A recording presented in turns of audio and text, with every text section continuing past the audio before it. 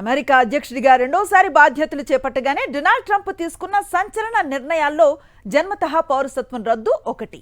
ఈ ఆదేశాలను ఫెడరల్ కోర్టులో నిలిపివేయటాన్ని సుప్రీంకోర్టులో సవాల్ చేశారు ట్రంప్. 3 దిగువ కోర్టుల్లో దాఖలైన పిటిషన్స్ను వ్యక్తిగత స్థాయికే పరిమితం చేయాలని అత్యున్నత న్యాయస్థానాన్ని కోరారు. యాక్టింగ్ సొలిసిటర్ జనరల్ సారా హారిస్ ట్రంప్ ఇచ్చిన ఆదేశాలు రాజ్యాంగబద్ధమా కాదా అన్న విషయంపై అభిప్రాయాన్ని మాత్రం కోరలేదు.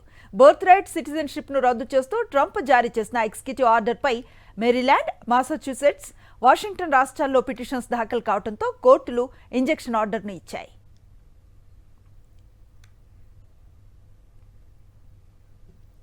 ట్రంప్ సర్కార్ ఇమిగ్రేషన్ పాలసీపై తీవ్ర స్థాయిలో చర్చ జరుగుతున్న వేళ గ్రీన్ కార్డ్పై అమెరికా ఉపాధ్యక్షుడు జేడీ వాన్స్ చేసిన వ్యాఖ్యలు ఇప్పుడు హాట్ టాపిక్గా మారాయి.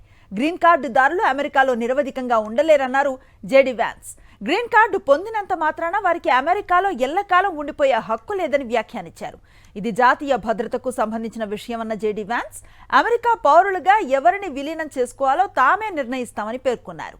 అమెరికా చట్టాల ప్రకారం గ్రీన్ కార్డు పొందిన వ్యక్తి నుంచి కొన్ని సందర్భాల్లో దాన్ని తిరిగి తీసుకోవచ్చు. నేరాలకు పాల్పడ్డా, సుదీర్ఘకాలం దేశంలో నివసించకపోయినా వలస నిబంధనలు పాటించడంలో విఫలమైన గ్రీన్ కార్డును వెనక్కి తీసుకోవచ్చు.